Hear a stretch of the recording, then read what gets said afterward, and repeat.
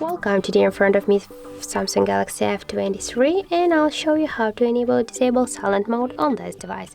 So first you should go into the settings application and then click here on the sounds and vibration. Just to turn on silent mode, you should switch the sound mode to the mute one, and just to turn off silent mode, you should switch mute mode to the sound again.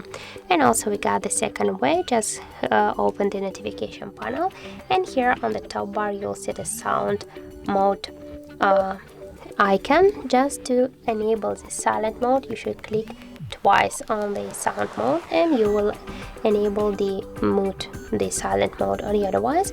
And just to turn off the silent mode, you should click here once again, and you will see the sound mode button. And by this way you can enable or disable the silent mode on your Samsung Galaxy. So that's it. Thank you for watching, and if you find this video helpful, don't forget to leave a like, comment, and to subscribe our channel.